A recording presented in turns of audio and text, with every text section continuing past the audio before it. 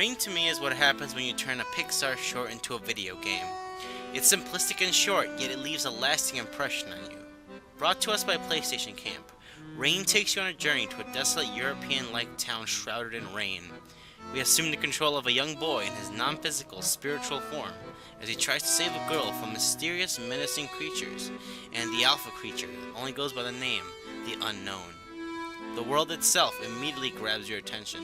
Its minimalistic art design combined with constant pouring of rain comforted me as if I was enveloped in a blanket in my bed while the pitter-patter of rain hit my window. In the game's 2 to 3 hour campaign, you'll be running through the streets of the mysterious city, explore an abandoned factory, and pass through a quaint carnival.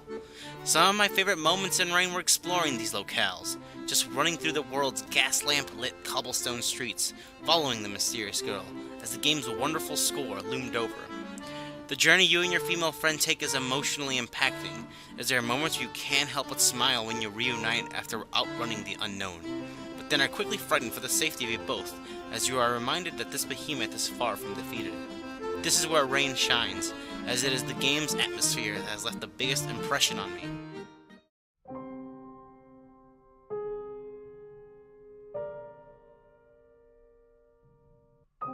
Unfortunately, one of Rain's biggest detriments is its gameplay, specifically its main game mechanic, that you are only visible when you are shrouded in rain. It is a fun and interesting game mechanic, sure, but I was always waiting for Rain to build upon this to challenge me. It occasionally does throw a curveball by introducing elements such as mud, moving cover, and using some of the creatures themselves against your enemies, but once these new elements are introduced, they are forgotten and never built upon to create new challenging and amusing puzzles. They are usually way too straightforward, and there was plenty of time that I was begging for the game to challenge me, as I was going quite bored with it. Adding to these frustrations was the way that Rain's narrative is presented to the player. Other than the two beautiful watercolor painting cutscenes at the beginning and end of the game, Rain's minimalistic narrative is presented through white text in the background. It is a smart and endearing way to tell the game's story, but oftentimes the writing comes across as melodramatic, pompous, and even pretentious. It wants to be deep really bad, and it makes it seem like it's trying really hard, which is strange, as Rain seems to be a game that wants you to experience it for yourself.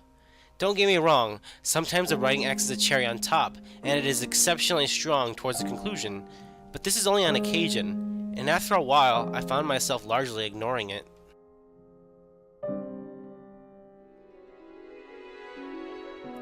Rain has left me torn. It is a game that successfully immersed me in a world and had me invested in its characters, but then it pulls me right out with its writing and failure to take advantage of its gameplay.